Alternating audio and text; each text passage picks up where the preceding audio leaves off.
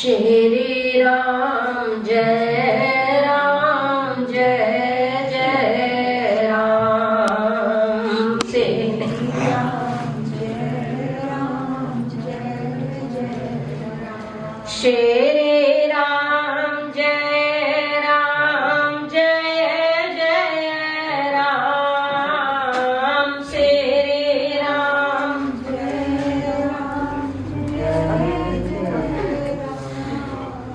श्री राम जय राम जय जय राम।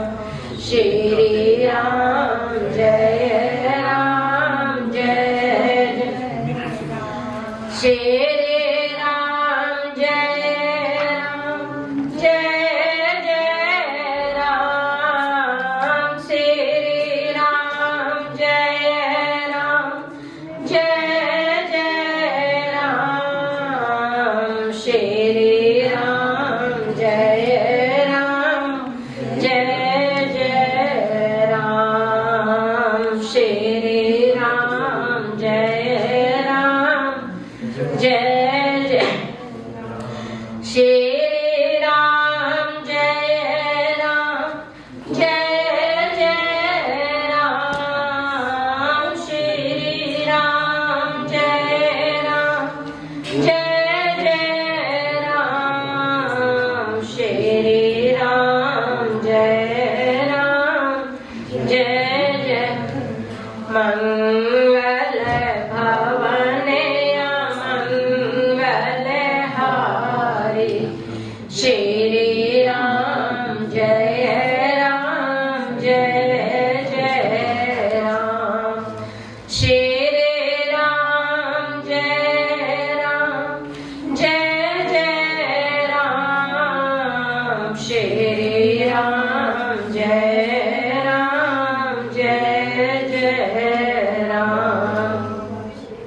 मधुराष्टक में काली।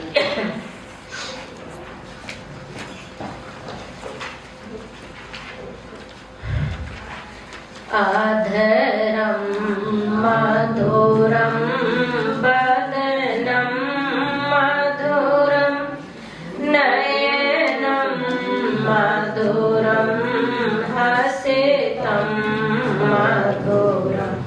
बोलो आधरं मधुरं वदनं मधुरं नयनं मधुरं हसितं मधुरं।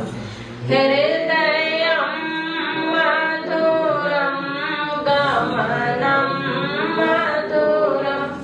हृदयं मधुरं गमनं मधुरं। मधुराधिपतेरखिलं मधुरं। मधुराधिपतेरखिलं मधुरं। वचनं मधुरं चरितं मधुरं। वसनं मधुरं वलितं मधुरं। वचनं मधुरं चरितं मधुरं। वसनं मधुरं ललितं मधुरं। चलितं मधुरं भ्रमितं मधुरं। मधुराधिपतेरखिलं मधुरं। मधुराधिपतेरखिलं वेणुरे मधुरो रेणु मधुरं। पाणिरे मधुरा पादौ मधुरं। वेणुरे मधुरो रेणुरे मधुरं। पाणिरे मधुरा पादौ मधुरं। नित्यं मधुरं सख्यं मधुरं मधुराधिपते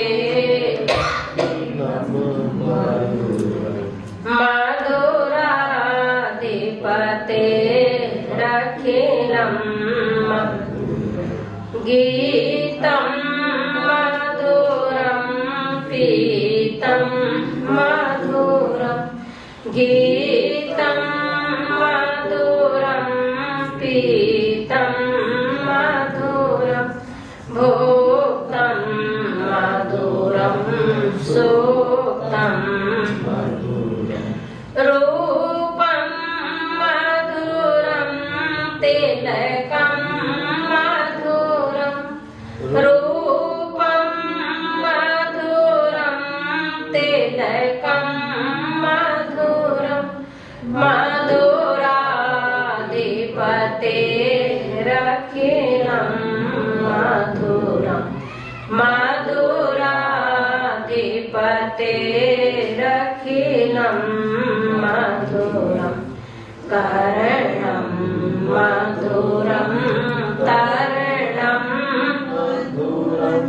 करणं मधुरं तरणं मधुरं हरणं मधुरं रमणं मधुरं वमितं मधुरं शमितं मधुरं वमितं मधुरं शमितं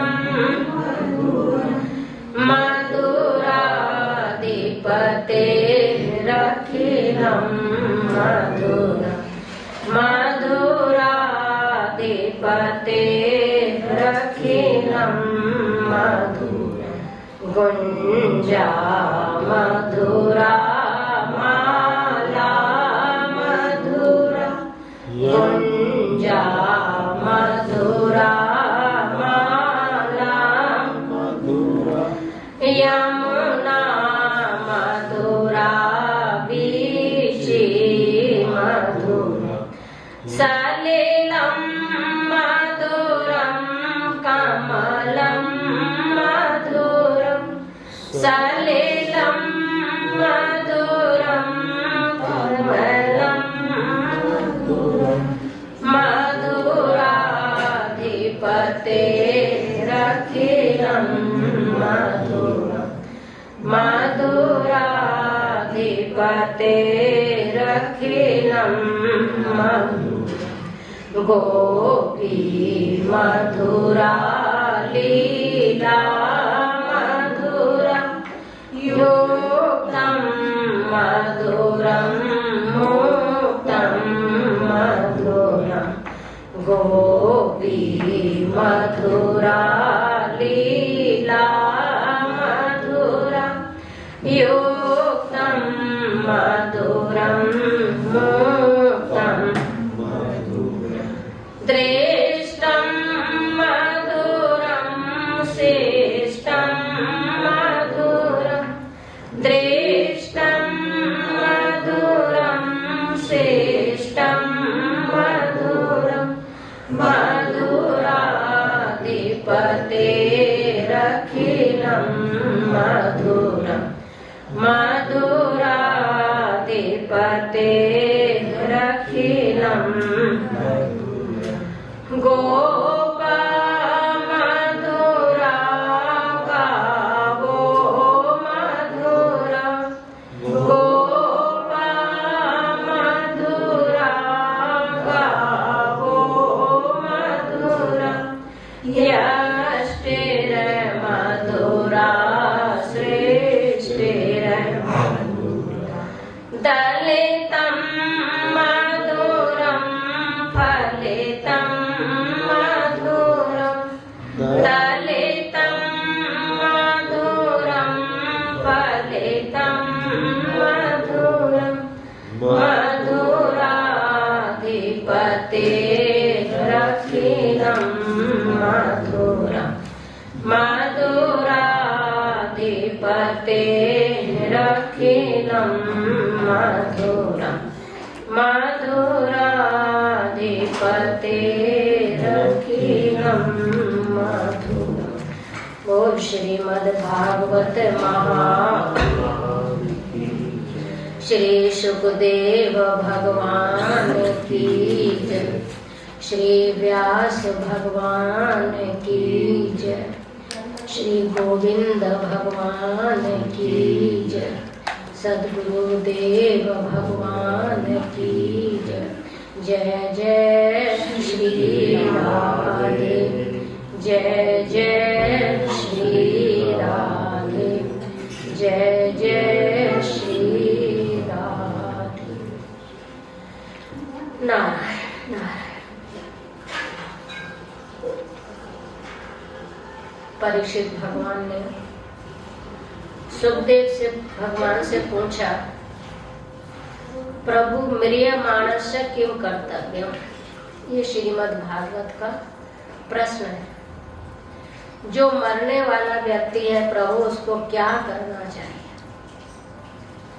और सुखदेव भगवान ने बहुत प्रशंसा की परीक्षित जी की और कहा, हे राजन, ये तुमने जो प्रश्न पूछा है ये केवल आपका ही प्रश्न नहीं है, जीव मात्र मनुष्य मात्र का प्रश्न है कि जिस व्यक्ति को पता हो जाए कि मैं 1 महीने में मरने वाला हूँ। श्रीमद् भागवत में तो आया कि परीक्षित को पता लग गया कि मैं 7वें दिन मेरी मृत्यु होने वाली है।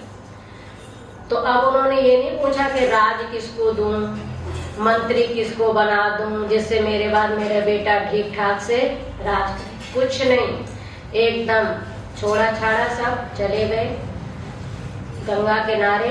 और वहां स्वयं भगवान ने, देखो एक सत्य है, अगर हम ईमानदारी से परमात्मा की तरफ चलते, ईमानदारी से दिखा के नहीं, तो परमात्मा आपको जरूर रास्ता।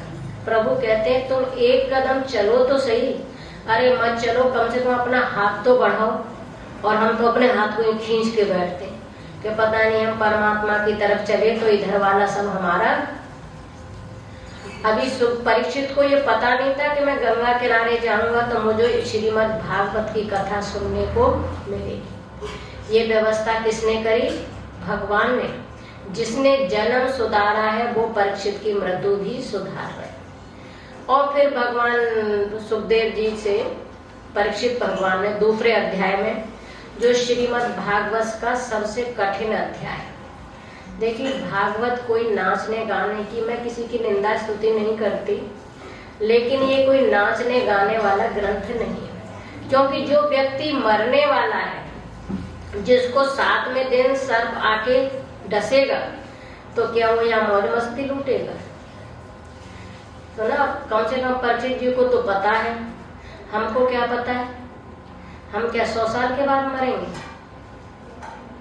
हम तो हर साल ही मृत्यु के गड्ढे में लटके हुए हैं। कहते हैं ना, काल सर्प के मुंह में हमारा मुंह, हमारा शरीर गया हुआ है, हमारी जीवन गया हुआ है। कहाँ चले गए इसके इधर के वृद्ध सारे उठ के? घर चले गए। क्यों? भैया भी दिखती तेरे ठंड बहुत है, ऐसे बीमार हो जाओगे, मेरा नाम आ जाएगा। ये नाम भोजन के उपरांत चले गए, उनको लगा कथा हो गई। नहीं भैया, आपको कहा था रोक लो, आपने कहा मैं चलो। आपने कहा जाओ जाओ, ठीक है जाओ। भैया ने बोला ऐसे जाओ। ये जो बुजुर्ग होते हैं तो कह रहे हैं क्या होते हैं, राष्ट्रपति है ना, उनको कौन रोक सकता है? ऐसे भैया ने जवाब दिया। जो बात सच है सच है, कोई बात रोकना चाहिए ना, कल से रोकना भैया। जो जिसको बैठना है, जिस पर हरि की कृपा है, उसी को भगवान का नाम सुनने को मिलता है, वही लौट के आता है। किसी से कोई जबरदस्ती नहीं है। मैंने कहा ना, हमें भीड़ में दिखावा नहीं है कि हमारे बहुत सारी भीड़ आए, कुछ हो। तो 2 भी बैठे हैं। सुखदेव भगवान तो परीक्षित जी को सुनाने आए थे, लेकिन वहां इतने ऋषि मुनि बैठे थे। भगवान शिव कथा करते हैं हमेशा, वो भी उपनिषद वेदांत की, और वहाँ सुनने वाली होती हैं ज्यादा हर समय हमारी माँ पार्वती। वो बैठी सुनती रहती हैं और भगवान जी सुनाते रहते हैं। और माँ को कभी कभी बीच में, क्योंकि भगवान आंख बंद करके कथा सुनाते हैं, ऐसा आया हुआ कथा। चलिए जो भी हरी इच्छा। दूसरे स्कंद में परीक्षित भगवान ने पूछा सुखदेव भगवान से, प्रभु भगवान का ध्यान कैसे करें, क्योंकि पूरे जीवन तो इंसान पेट भरने के चक्कर में, परिवार के पालन चक्कर में सुबह से शाम तक भागता रहता है, रात को आएगा थक जाएगा और सो जाएगा। तो वो ध्यान कैसे करे, भगवान को भगवान में मन कैसे लगाए। तो कई प्रकार के ध्यानों का वर्णन दूसरे स्कंद में है जो सुबह हो गया। दूसरे कौन कौन से भगवान की कैसी कैसी कामना होती हैं, वो कौन से देवता की पूजा करनी चाहिए, वो भी हो चुका। मैंने कहा ना दूसरा स्कंद सबसे कठिन माना जाता है, उसमें कोई कथा कहानी ऐसा नहीं है, सिद्धांत का वर्णन है।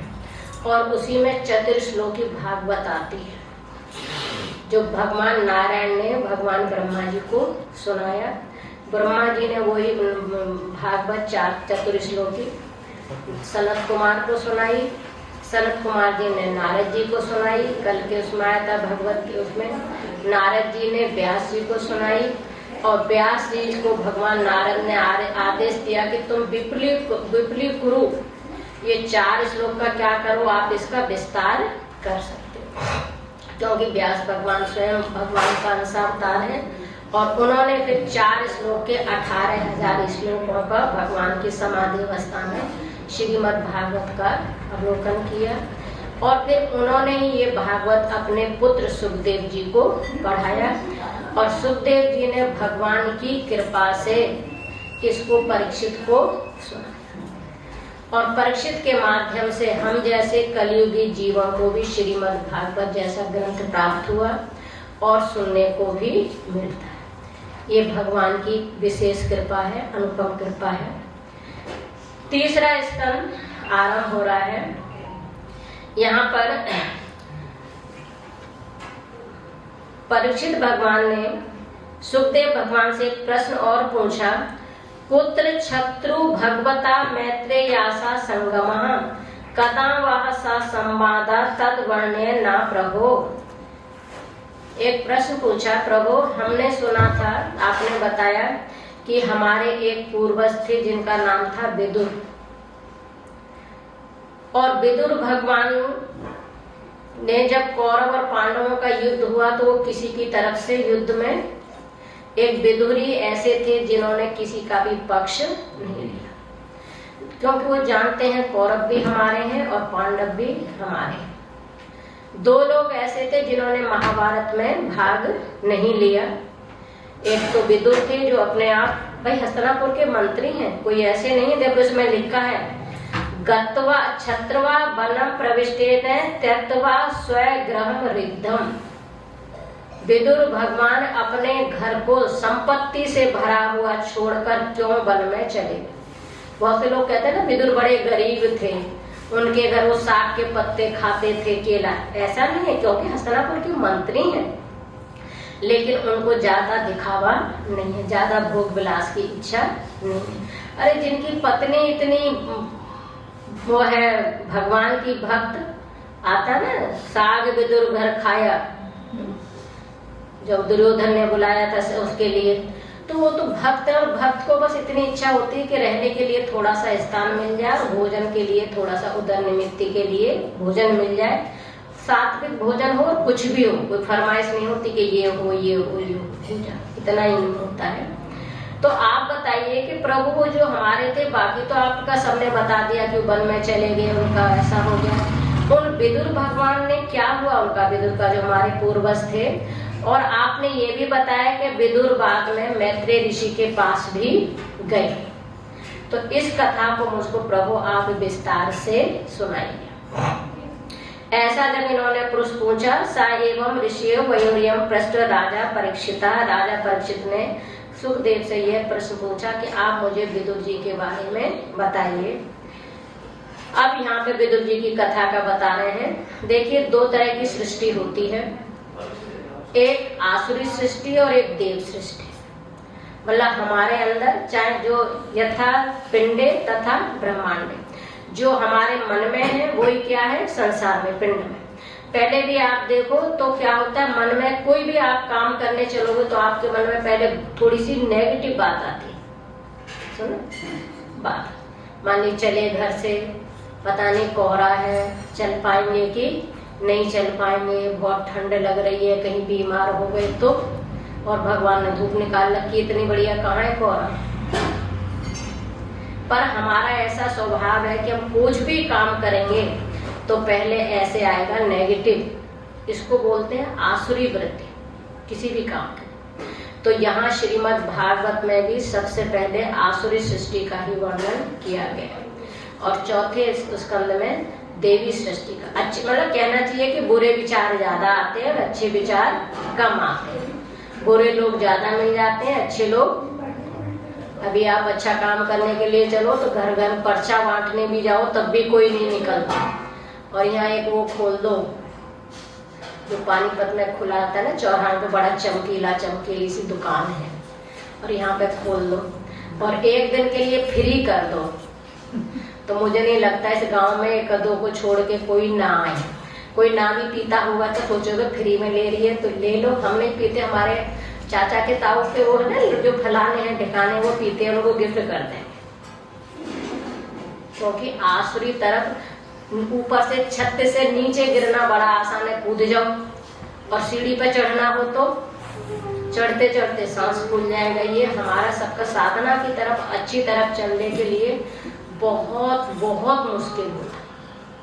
पाम देहि मार्ग सोई, जा पर कृपा राम की हो। बिना भगवान की कृपा से कोई अच्छे काम की तरह, अच्छे लोगों की तरफ नहीं बढ़ सकता। तो यहाँ पर विदुर भगवान का जो उनका अपना परिवार है वो पूर्ण रूप से इधर नष्ट हो चुका है। पांडव लोग भी चले गए, विदुर भी, धृतराष्ट्र आदि भी सब चले गए, परीक्षित को राज हो गया, और विदुर मन से बड़े दुखी, क्योंकि अपने परिवार का विनाश होते हुए अपने सामने देखा है तो मन से बहुत दुखी हैं।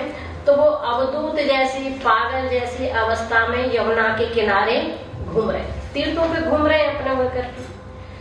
और इधर एक घटना और घटी है कि एक भगवान के परम भक्त है उद्धव जी, उनका भी सब नष्ट हो गया है, क्योंकि भगवान ने अपनी लीला का संवरण कर लिया है। पूरा यदुवंश भी आपस में लड़के नष्ट हो गए। तो दोनों की स्थिति एक सी है, दोनों ही भगवान के परम भागवत है। मैंने सुबह बताया जब भगवान ने अपनी लीला का संवरण किया तो उनके पास सिर्फ 3 लोग थे।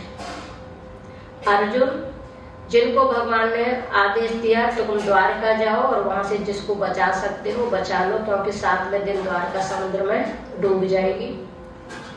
और उद्धव को गीता का उपदेश दिया जो 11वें स्कंद में है, उद्धव गीता के नाम से आती, दिव्य है, जैसे ये गीता जी है, भगवत जी ऐसी वो है, और भी दिव्य है। और उनको कहा हे उद्धव अब तुम भद्रकावन चले जाओ, यहाँ पर नहीं रहना। और तीसरे थे मैत्री ऋषि, जिनका आश्रम हरिद्वार में था, उनको आदेश दिया कि आप मेरे विदुर को मेरे वास्तविक श्रीमद् भागवत का ज्ञान उनको दें। और भगवान ने फिर अपनी लीला का संवरण कर लिया। तो ये दोनों की स्थिति एक सी है, विदुर जी की और उद्धव जी की। दोनों का ही अपना परिवार पूर्ण रूप से विनाश हो गया है। जो उनके आराध्य देव हैं भगवान, वो भी सृष्टि से इस सगुण रूप से चले गए। परमात्मा कहीं आता जाता नहीं है। उपाधि को लेके आए हैं तो फिर उपाधि तो एक न एक दिन सबकी विलीन हो जाती है। और अचानक एक दिन क्या कृपा हुई कि दोनों यमुना के, क्योंकि दोनों ही पागल जैसी अवस्था में है, यमुना के किनारे भगवान की कृपा से दोनों मिले। तो यहाँ पर उद्धव जी तो विदुर जी से उनके परिवार के बारे में पूछते हैं, और विदुर जी भगवान के बारे में पूछते हैं कि उनको तो पता नहीं था, पहले कोई मोबाइल तो था नहीं या कुछ भी, कि भगवान ने अपनी लीला का संवरण, तो वैसे भी वो थे अपने। तो यहाँ पर भगवान के जन्म से लेकर और पूरी लीला के संवरण तक की कथा विदुर जी को उद्धव जी सुनाते हैं, रोते रोते, कि भगवान हम सबको अनाथ करके चले गए। और भगवान ने अपने परिवार वालों को 2 शिक्षाएं दी थी। देखो, विनाश काले विपरीत बुद्धि, ये सिद्धांत कहा था, कभी भी मदिरा मत पीना, और कभी भी संतों का अपमान नहीं करता। और उद्धव कह रहे हैं कि यदुवंशियों ने वो ही किया। एक वैसे बड़ी विस्तार से कथा तो 10वें स्कंद के लास्ट में, लेकिन यहाँ भी उद्धव जी विदुर जी को सुना रहे हैं कि भगवान के वंशज जो भगवान के आश्रित थे, और एक दिन उनके मन में ऐसा कुछ आया विचार कि कहीं खेल रहे थे और खेल खेल में ही उन्होंने संतों का अपमान कर दिया। बहुत सारे संत थे और उन्हीं में से संतों ने उनको शाप दे दिया कि तुम्हारे यदुकुल का नाश हो जाएगा। मैंने कहा विस्तार से कथा 10वें स्कंद में सुनाएंगे। और आपस में ही मदरा पी के सारे यदुवंशी लड़े और एक दूसरे को मार काट दिया आपस में, और भगवान अपनी लीला का स्मरण करके चले। पूरा इस विस्तार को उद्धव जी ने विदुर जी को सुनाया। और विदुर जी को फिर कहा कि देखो मेरे को तो भगवान ने ऐसा आदेश दिया कि मैं बद्र का वन जा रहा हूँ, बद्रीनाथ, कि जहाँ आज भी नर नारायण भगवान तपस्या कर रहे हैं, उत्तम क्षेत्र है। और आज भी जब कोई बद्रीनाथ गए होंगे आप में से कोई, तो वहाँ पर उद्धव भगवान का विग्रह रखा है पास में ही। जैसे भगवान के इधर नारद हैं, गरुड़ जी हैं, इधर उद्धव है, वहाँ पे चारों रखे हैं। और आज भी बद्रीनाथ केदारनाथ जी में वो लोग, भगवान तो डोला आ गया नीचे, जो अब जाड़े के दिन है ना इस समय, तो अभी दिवाली, बद्रीनाथ जी तो अभी आए हैं 25 तारीख को, अभी 25 तारीख गई है जो पिछली नवंबर वाली। तो वो थोड़ा सा उधर के निगूद्री ब्राह्मण है ना साउथ के, तो वो थोड़ा सा अपने हिसाब से बंद करते हैं, अपनी तिथि विथि वो सब देख के बंद हुआ है बद्रीनाथ जी। तो बद्रीनाथ जी भगवान को वहां से अभी ले आते हैं। 2 मूर्तियां होती है, एक चल मूर्ति और एक अचल मूर्ति। तो अचल तो लाते नहीं, वो तो वहीं रहता है भगवान का भाग। लेकिन दूसरी जो मूर्ति है उसको उत्सव मूर्ति बोलते हैं। उनको फिर वहां पे लाते हैं या जोशीमठ में, क्योंकि ऊपर बहुत बर्फ पड़ती है और इस समय वहाँ केवल सेना का ही वो रहता है। लेकिन जब भी भगवान के दरबार खुलेंगे वहां पर दिव्य फूलों से पूजा हुई मिलती है। हाँ, ये कोई मजाक नहीं है, हमारे ग्रंथों में कोई कहानी का पोल नहीं लिखी। आज भी जाके देख लो, जिन्होंने जाना होता है ना।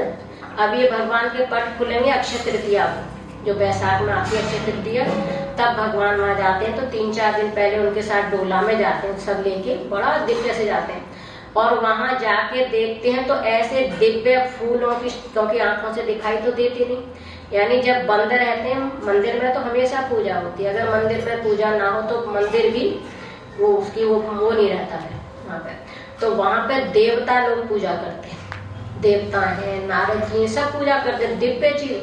एक बार तो फौजी बता रहे थे कि आपको माता जी हम क्या बताएं, क्योंकि वो तो वहीं रहते हैं। कुछ लोग है ना डोला के साथ भी जाते हैं, कहते हैं बर्फ तो इतनी थी, पर हमने जो दिव्य नजारा देखा, कई बार तो कहते हैं कि हमें तो अच्छा लगता है कि हमारी ड्यूटी यहाँ पे होती है जाड़ों में, और हमें जो है ना जब भगवान पहली बार खुलते हैं तो हमें दर्शन करें, क्यों इतना दिव्य दर्शन। देवता भी पूजा करके गए हैं दिव्य उनके गंधों से, उससे कहते हैं उसका हमने ऐसा अनुभव किया कि हम वाणी से आपको बता नहीं सकते। तो वहां से जो मूर्ति आती है वो भगवान की मूर्ति नहीं होती, उद्धव जी की मूर्ति होती है जो बद्रीनाथ जी से लाते। तो यानी भगवान और उद्धव 2 नहीं है। और वैसे भी रिश्ते में जो इनके छोटे वसुदेव जी के छोटे भाई हैं देव भाग, उनकी पत्नी का नाम है कंसा, उनके पुत्र हैं, यानी चाचा के बेटा है। इधर भी भाई हैं और भगवान के परम भागवत है। और जब भगवान जाने लगे तो उद्धव ने कहा प्रभु मैं आपके साथ ही जाऊंगा, मैंने तो आपके बिना कभी सोचा भी नहीं। भगवान के उतरे हुए वस्त्र पहनते थे प्रसाद में। भगवान जब प्रसाद पा लेते थे तो हमेशा वही प्रसाद पाते थे हमारे घर में। तो उन्होंने कहा प्रभु हम आपके बिना कैसे रहेंगे यहाँ पे। तो उन्होंने कहा कि मैं आपको ये भागवत रूपी ज्ञान देता हूँ, इस ज्ञान के सहारे हो। तो वो तो फिर बद्रिका वन के लिए चले गए। और विदुर भगवान को उन्होंने, उद्धव जी ने बताया कि प्रभु ने अंतिम समय में आपको याद किया। देखो यहाँ पे लिखा है आत्मानं च कुरुश्रेष्ठ कृष्ण ने मन सेक्षिता ध्यायेत गते भागवते रुरोध प्रेम विभा। जब विदुर ने सब कथा सुनने के बाद में अंत में जब उन्होंने ऐसा कहा ना कि देखो विदुर, आप तो कितने भाग्यशाली हो, हम तो भगवान के पास थे, लेकिन अंत में भगवान ने आपको याद किया। और अंत में याद किसको किया जाता है? जो सबसे अपना प्रेमी होता है। तो कहते हैं इस बात को सुन के जो विदुर थे ना, वो बोला जैसे फूट फूट के रो पड़े कि देखो भगवान का मुझ पर कितना स्नेह है कि भगवान ने अंत समय में मेरे याद भी किया और मेरे लिए व्यवस्था भी कर दी ज्ञान के लिए कि आप मैत्रेय जी से कहा कि आप विदुर को मेरा वास्तविक ज्ञान देना। और फिर विदुर जी भगवान मैत्रेय के आश्रम में गए। ऋषि उनका आश्रम हरिद्वार में ही था उस समय। और आके विदुर जी थोड़ा सा दुखी तो हैं, तो उन्होंने एक प्रश्न पूछा विदुर जी से, आते ही प्रणाम किया। क्या पूछा? देखिए, सुखाय कर्माणि करोति लोका नाते सुखम वा अन्य उपपारम वा बिंदेत भूयस तथा एवं दुखम यत्र युक्तम भगवान वदेत। संसार में जीव जो भी कर्म करता है वो किसके लिए करता है? सुखाय, सुखाय करोति कर्म। जीव कुछ भी कर्म करता है किसके लिए करता है? सुख पाने के लिए, कि इस कर्म से मुझको सुख प्राप्त होगा। लेकिन ये भी सत्य है कि उस कर्म से सुख नहीं प्राप्त होता, बल्कि क्या होता है? उल्टा दुख हो जाता है। कोई भी काम है, शुरू में लगता है बड़ा सुख है, लेकिन धीरे धीरे वो किस में बदल जाता है? दुख में बदल जाता है। नाते सुखम, उससे सुख नहीं मिलता, लेकिन ये जीव ऐसा है कि जिस कर्म से सुख नहीं मिला तो उसको छोड़ दे, उससे तो उपराम हो जाएगा, फिर दूसरा कर्म कर लेगा। और दूसरे कर्म की भी यही कहानी है कि उससे भी सुख नहीं मिलेगा, फिर दूसरा कर्म कर लेगा।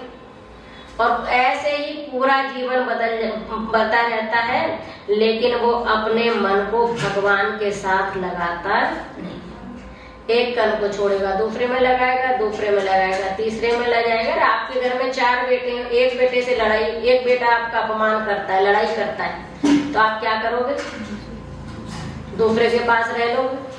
और दूसरा भी ऐसा ही है, फिर वही चक्कर काटते हो, लेकिन कभी भी उससे वैराग्य ये नहीं सोचते कि चलो जाओ तुम अपना रहो, हम अपना रहे, हम अपना रहकर भजन करते हैं। तुम ऐसे भी हैं बहुत से, ऐसे भी बहुत से लोग हैं जो कहते हैं भैया तुम सुखी रहो, तुमको आशीर्वाद है, आप हमको हमारे हाल पर छोड़ दो, जैसे हम रह लेंगे अच्छी तरह रहेंगे। यहाँ इन्होंने यही प्रश्न पूछा कि संसार में जीव का संसार में ही सुख ढूंढता है, लेकिन परमात्मा की तरफ उसका मन लगता नहीं है। ऐसे और भी बहुत से प्रश्न पूछे, बहुत सारे प्रश्न पूछे यहाँ पर। भगवान सृष्टि की रचना कैसे करते हैं, भगवान ने क्यों अवतार लिए, भगवान तो सबके हृदय में है, फिर उन्होंने यहाँ पर आके क्यों कौन कौन से कर्म किए, बहुत सारे प्रश्न पूछे अनेक। तो मैत्रेय ऋषि ने उनकी बहुत तारीफ की। साधु पृष्ठम त्वया साधु, आप स्वयं साधु हैं और आपने साधु ही प्रश्न किया है, क्योंकि सबका प्रश्न है। कोई भी आप कर्म करोगे किसी भी तरह का, मान लीजिए कोई खाना ही बनाया बहुत बढ़िया, खाना बना लिया और खाते क्या बन गई? गैस। होता है ना, कई बार होता है। लोग शादियों में जाते हैं काय के लिए? 500 का लिफाफा देने के लिए, और वहाँ खूब खाते हैं। क्यों खाते हैं?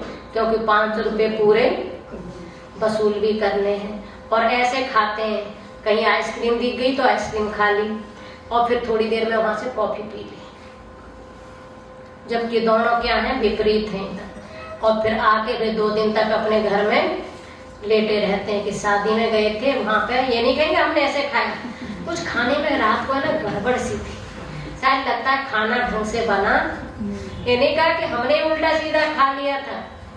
होता है ना, तुम लोग एक्सपीरियंस होता है, सबको होता है इस तरह का।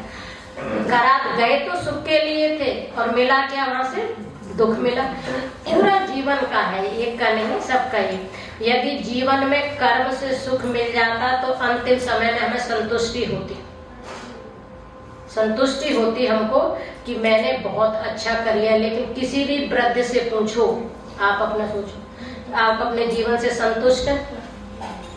कहीं ना कहीं कमी रह जाती है, कहीं ना कहीं कमी रह जाती है, क्योंकि संसार अपूर्ण है। पूर्ण तो केवल परमात्मा है।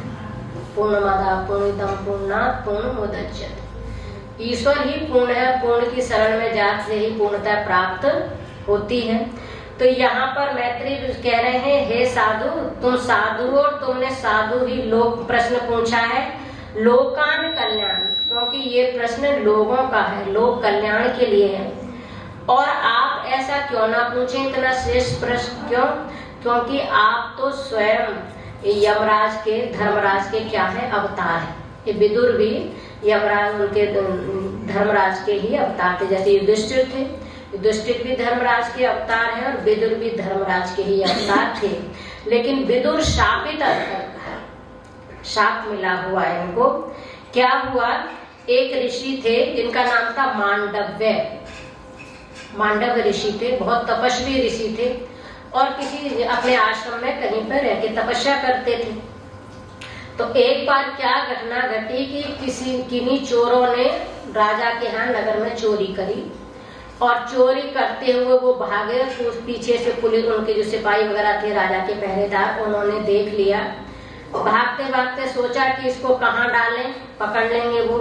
तो देखा आगे आश्रम है, वहीं पे उन्होंने जो चुराया हुआ सामान था वो फेंक दिया और वहीं पर छिप गए। इधर से पीछे पीछे राजा के चौकीदार सिपाही जो थे वो गए, तो उन्होंने जाके देखा सब सामान भी मिल गया और जो वो चोर छिपे हुए थे वो भी मिल गए। और साथ में चोर, अब जैसे उनके वो हैं सेवक, सेवक की बुद्धि सेवक जैसी होती है, उनके मन में क्या भाव आया कि ये जो आंख बंद करे बैठा है ना, मांडव ऋषि ध्यान में बैठे थे अपनी तपस्या में, ये भी इन चोरों के साथ मिला हुआ है और हमें देख के जानबूझ के ढोंग करने के लिए ये ऐसा साधु बन के आसन लगा के ध्यान करने बैठ गए। चोरों को भी पकड़ के ले आए, साथ में ऋषि जी को भी पकड़ के ले आए, मांडव्य ऋषि को भी पकड़ के ले आए। जब लेके आए यहाँ पर तो राजा ने सजा सुना दी बिना देखे, प्रमाद बस, कि इन सबको सूली पर चढ़ा। उस समय ऐसी सजा मिलती थी कि चोर वगैरह जो होते थे उनको उल्टा करके सूली होती, सूली नहीं तो जो भाला जैसे होता है, भाले पे उल्टा लटका देते थे। तो अपने पाप के कारण ही धीरे धीरे तड़प तड़प के वो सजा जितनी कठिन होती है ना, उतना अनुशासन बढ़िया होता है। सजा लूज हुई तभी हम लोग ज्यादा पाप करते हैं। किसी को मार दो, हुआ नहीं था हमारे उत्तराखंड में, उस लड़की को मार दिए। अभी तो पीछे महीना आई ना, बड़े घर के बच्चे हैं, सुना, और उनको कोई फांसी थोड़ी हुई जी, आजीवन की हो गई। उन दिनों बाद वो भी दे ला के छूट जाएंगे सर, यही तो है और क्या। तो उन ऋषियों को, उनको जो चोर थे उनको भी पकड़ा और साथ में जो ऋषि थे उनको भी पकड़ के ले आए। और राजा चलो वो ले आए, वो तो सिपाही हैं, उनकी तो बुद्धि हो, लेकिन राजा को तो नहीं होना चाहिए। राजा तो बैठा है न्याय के आसन पे। प्रमाद बस राजा को भी नहीं दिखाई दिया, उनको चोर में और ऋषि में अंतर नहीं दिखाई देता, चेहरे से पता लग जाती कि कौन क्या है। उन्होंने भी नहीं देखा और सजा दे दी। सजा दे दी तो वो चोर तो कुछ दिनों पाप के कारण मर गए अपने, लेकिन तो ऋषि थे तो ये अपनी योग से उस पर सूली के ऊपर ऐसे, मतलब टच नहीं हुई, थोड़ी सी टच होके उस पर ऐसा अपना बैलेंस बना के पड़े बैठ गए। कुछ दिनों बाद में नियम होता हुआ डेड बॉडी को लाने का, कुमार कि देखिए वहां कौन मर गए, वहां जाके देखें तो चोर वोर तो मर आ गए थे और ये योग साधना में अपने ऐसे बैठे थे, थोड़ी सी वो उनकी चुभ गई थी। जाके राजा को बताया। अब राजा की आंख खुली, जल्दी से दौड़ के आया, ऋषि को नीचे उतारा, उनके चरणों में पड़ गया और बड़ी विनती करने लगा, प्रभु अपराध मुझसे हुआ तो आप मुझको कोई भी सजा दे दो, लेकिन मेरे राज्य को आप शाप नहीं देना। प्रमाद मेरे से हुआ है। उनको बहुत प्रणाम को किया। उन्होंने कहा, देख भाई राजा, तू तो मृत्यु लोक का प्राणी है, तेरे को तो मैं क्या कहूँ, सुना। और हमने तो ऐसा शास्त्रों में अध्ययन किया है कि जीव को यहाँ अपने कर्मों का फल भोगना पड़ता है, अच्छा कर्म हो चाहे बुरा कर्म हो। लेकिन मैं ये मैंने देखा है अपनी साधना से कि मैंने तो कोई ऐसा पाप कर्म नहीं किया जिसके कारण मुझे ये इतने दिनों तक सूली का कष्ट झेलना पड़ा। थोड़ी तो चुभी हुई थी नीचे उनके। तो सारी सृष्टि का न्याय करने वाला तो वो यमराज है, धर्मराज है। जरा मैं उससे ही जाके पूछता हूँ कि ये मेरे किस पाप की सजा है, और अपने तप के बल से वो यमराज वहां संयमीपुरी यमलोक में पहुंच गए। तो उनको देखते यमराज एकदम खड़े हो गए, भाई कोई ऋषि मृत्यु लोक का आया है तो जरूर कुछ। खड़े हो गए, उनका सम्मान किया, स्वागत किया। मांडव ऋषि ने उनको क्रोध में कहा, हे यम धर्मराज, तुम धर्म के शासन करने योग्य नहीं हो। तुम ये बताइए कि मेरे को ये जो सजा मिली, इतना कष्ट हुआ इतने दिन तक, ये मेरे कौन से पाप की सजा है? मैं देखता हूँ कि मैंने तो बहुत दिनों कई जन्मों के पीछे का देख लिया कि मेरा ऐसा कोई पाप नहीं है, और पाप होता भी तो तपस्या से नष्ट हो जाता है इतनी मेहनत, पर ये अभी अभी जो मुझको ये पाप कष्ट हुआ, ये मेरे किस पाप की सजा है?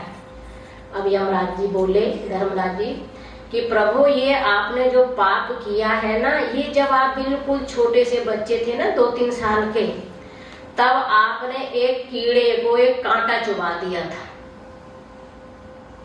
कीड़ा जैसे घूमते रहते हैं ना, मैं देखे छोटे बच्चे तो चींटे बीटे को मारते ही रहते हैं ऐसे करके, ऐसे 2-3 साल के छोटे बच्चे रहेंगे तो कोई कीड़ा होगा, तो उन्होंने उस कीड़े पे वो कांटा चुबा दिया था। तो ये आपके उस पाप की सजा है।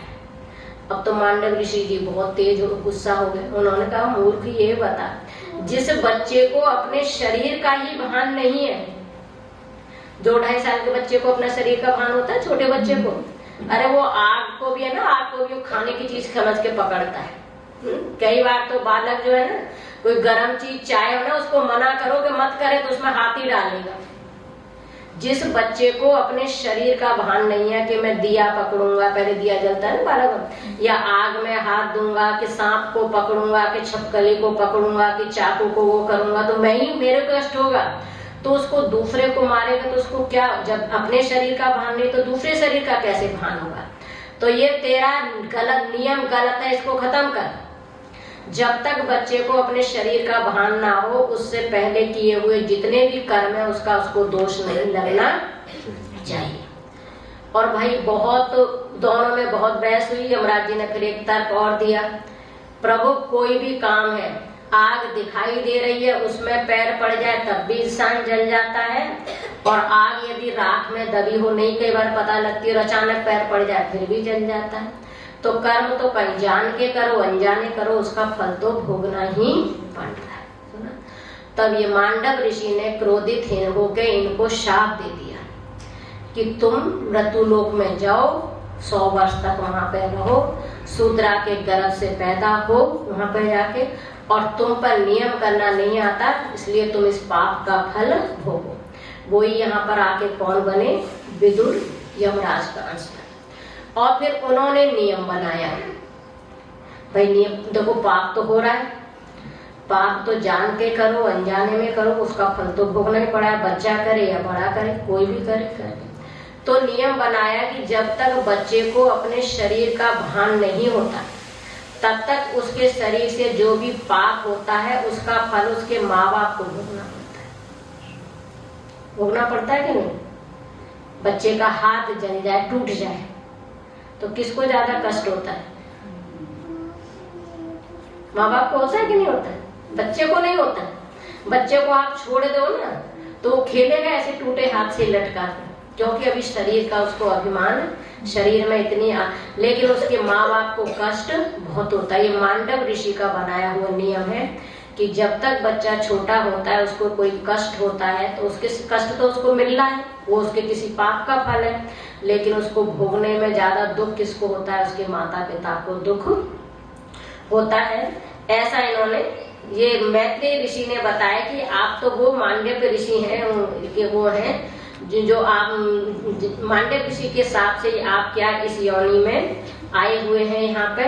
फिर इन्होंने और भी प्रश्न पूछे उनसे, विदुर ऋषि ने, कि ये प्रभु सेयम भगवतो माया, भगवान की माया।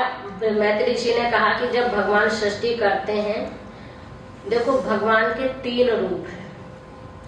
एक भगवान का रूप होता है निर्गुण निराकार, उनमें ना कोई गुण है और ना कोई आकार, निर्गुण, और वो परमात्मा मन और वाणी का विषय नहीं है, ना हम उसको मन से बता सकते हैं और ना वाणी से कह सकते हैं। लेकिन वही ईश्वर जब अपनी माया को धारण कर लेता है, माया को धारण, तो उनका नाम हो जाता है आपका निर्गुण। निर्गुण तो वो है, लेकिन आपका क्या हो, सगुण और निराकार। सगुण हो गए क्योंकि माया के गुण को धारण कर लिया, लेकिन अभी भी उनका कोई आकार नहीं है। उसको कहते हैं ईश्वर। माया उपहित चेतन का नाम है ईश्वर, और अविद्या उपहित चेतन का नाम है जीव। हम तुम सब क्या हैं? जीव। अविद्या के कारण हम जीव बने हुए अपने वास्तविक स्वरूप को नहीं जानते, और अविद्या की ही दूसरी शक्ति है जिसको माया कहते हैं। माया भगवान की उपाधि है माया, और माया के 3 गुण होते हैं, सत्व गुण, रजोगुण और तम गुण। तीनों गुणों से भगवान फिर क्या करते हैं? माया की उपाधि से इस सारी सृष्टि की रचना करते हैं। सात्विक सृष्टि करते हैं और आपकी तामसिक सृष्टि करते हैं। नियम तो ये है, देखो, सात्विक सृष्टि से ज्ञान इंद्रियों की उत्पत्ति होती है। हमारे शरीर में 5 ज्ञान इंद्रियां हैं जिनसे हमको बाहर का ज्ञान प्राप्त होता है।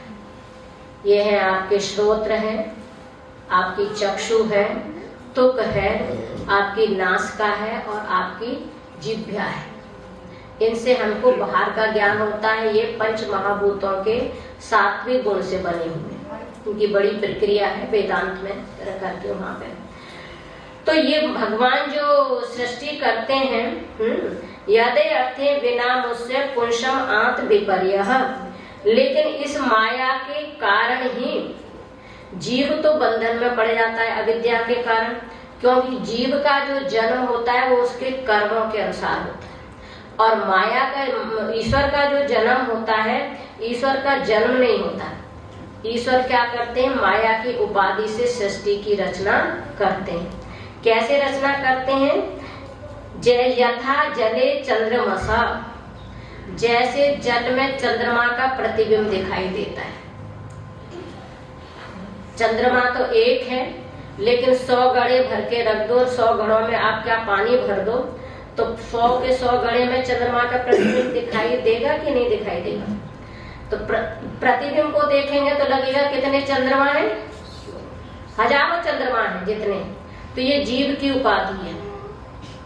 हम सब सोचते ये अलग है, ये अलग है, ये घड़ा अलग है, ये घड़ा अलग है। कोई घड़े में पानी हिल रहा है, कोई घड़े का पानी उसमें रंग डाल दो पीला लाल माया के कारण, तो कोई जल पीला दिखाई देगा, कोई लाल दिखाई देगा, कोई और रंग का दिखाई देगा। तो लेकिन सब में जो पानी है, जो प्रतिबिंब है, वो क्या है? चंद्रमा का प्रतिबिंब एक ही है। केवल वहां की उपाधि के कारण वो, कटोरी में पानी रख दोगे तो चंद्रमा इतना सा दिखाई देगा, और बड़े से में देख दो चंद्रमा इतना बड़ा दिखाई देगा। ऐसे ही उपाधि के कारण, क्योंकि देखो ये जो पूछने वाले प्रश्न कौन है? विदुर जी, और बताने वाले कौन है? मैत्रेय ऋषि। ये दूसरा तीसरा अध्याय जो है थोड़ा सा कठिन, क्या है? सभी कठिन है। अगर जिसको पता ही नहीं है कि माया के कितने गुण हैं, सुना, जिसको सृष्टि के बारे में कुछ पता ही नहीं, तो आप लोगों को तो कठिन लगे, लेकिन विद्वानों के बीच में कोई भी नहीं। विद्वान लोग तो और इससे भी ज्यादा वो होते हैं। तो इसी तरह का, और दूसरा उन्होंने कहा है प्रतीत यथा उपद्रष्टा स्वसिद्ध छेदनादिक, जैसे रात में स्वप्न में सोते हुए आपने देखा कि मेरा सिर कट गया। ऐसे कई बार देखते हैं कि मैं मर गया, लोग मुझको ले जा रहे हैं, कई बार ऐसा स्वप्न दिखाते हैं। तो जो मुझको ले जा रहे हैं, यदि मैं मर गया तो देखने वाला कौन है फिर? और मेरा सिर कट जाए, कटे हुए सिर से अपने आप को देख सकते हो तो मेरा सिर कट गया। स्वप्न में यदि किसी का सिर कट जाए और वो देख रहा है कि मेरा सिर कट गया, तो कटा हुआ सिर अलग है और देखने वाला कौन है?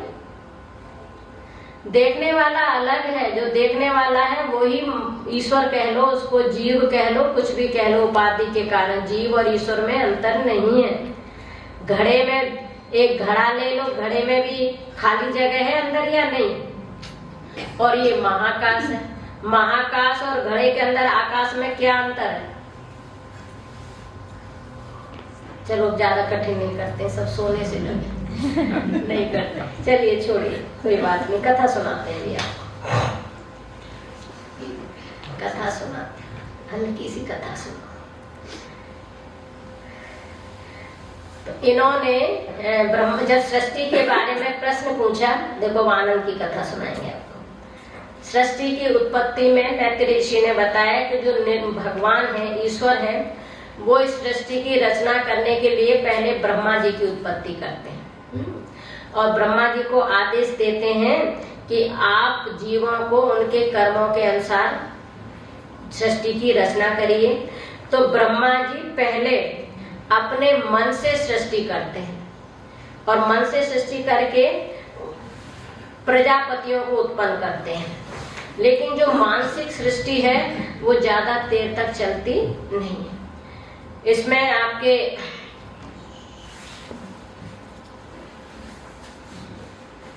एक प्रजापति हैं जिनका नाम है मरीचि। पहले 10 प्रजापतियों को उत्पन्न किया। एक प्रजापति का नाम है मरीचि और मरीचि के जो पुत्र हैं उनका नाम है कश्यप। मरीचि और कला, उनकी पत्नी का नाम कला है और उनके जो पुत्र हैं उनका नाम है कश्यप। कश्यप की कई पत्नियों का नाम शास्त्र में आता है। दक्ष की कई कन्याएं हैं, वो सबकी सब ब्याही गई हैं। कश्यप को काफी पत्नियों का नाम आता है, यानी कहा जाए जितनी भी सृष्टि है ये सब कश्यप ऋषि से उत्पन्न हुई है। जैसे वास्तव में आपके यहाँ कई लोगों को अपना गोत्र नहीं पता ना, तो वो सीधे साधे क्या बोल देते हैं, कश्यप गोत्र। लेकिन ऐसा नहीं है, और भी हो सकता है, पर जिनको नहीं पता, नहीं तो अत्रि वशिष्ठा सब अपना भारद्वाज गौमिल अलग वो है, तो बहुत सारे ऋषि सब ऋषियों के नाम पे होते हैं। नहीं कुछ होता तो जो सबसे उत्पन्न हुए, सब कश्यप से हुए, तो कह देते हैं जी कश्यप गोत्र, लेकिन सबके गोत्र अलग होते हैं। लेकिन यहाँ भी कश्यप है। इनकी जो बड़ी पत्नी है उनका नाम है अदिति, और अदिति से सभी देवताओं की उत्पत्ति हुई। उसकी कथा आगे आएगी क्योंकि ये तो असुरी सृष्टि है। दूसरी उनकी पत्नी है जिनका नाम है दिति। दिति है और दिति से सारे जो दैत्य हैं, दिति से दैत्य। एक पत्नी है उनका नाम है दनु। दनु से दैत्यों की उत्पत्ति हुई। एक पत्नी है उनका नाम है विनीता। विनीता से गरुड़ भगवान और अरुण भगवान, जो गरुड़ भगवान विष्णु भगवान के वाहन है वो, और जो सूर्य भगवान के वाहन है अरुण, ये दोनों विनीता के पुत्र हैं। और एक पत्नी है उनकी कद्रू। कद्रू का आएगा शायद इसमें आगे करके। कद्रू ये सर्पों की माता है, सर्पों की माता है यहाँ पे आगे। और कद्रू और विनीता जो है वो दोनों क्या है, एक दूसरे की मतलब जैसे आपस में होता है ना सौत, उन जैसा उनका व्यवहार है। और एक बार बड़ी लड़ाई हो गई दोनों में। चलो पता नहीं कहाँ पे इसकी कथा है, पर तुम लोगों को कथा सुना दे दो तो नींद तो थोड़ी बाहर रहेगी। एक बार कद्रू और विनीता दोनों बैठी हुई थी। बैठे बैठे दोनों ने एक शर्त लगा ली। उनको सूर्य भगवान निकल रहे थे, सूर्य भगवान दिखाए कि ये बताए जो सूर्य भगवान है इनके घोड़ों की पूंछ का रंग कैसा है। जब कोई काम ना हो ना तो फिजूल की बातें कर लो। जिसको काम होगा उसको तो कोई मतलब हो, और जिसको काम ना हो तो दोनों ने, कद्रू ने और विनीता ने आपस में शर्त लगाई। जो विनीता कहने लगी कि नहीं नहीं ये इनकी घोड़ों की पूंछ कैसी है, सफेद है, और यथा दृष्टि तथा सृष्टि। जो सात्विक लोग होते हैं ना उनको सात्विक चीज दिखाई देती है, और जो तामसी लोग होते हैं उनको तामसी दिखाई देती है। जैसे मेरे कहते हैं ना आंखों का चश्मा पहनोगे, काला पहन लोगे तो आपको कैसा दिखाई देगा, काला काला, और नीला पहन लोगे तो आपको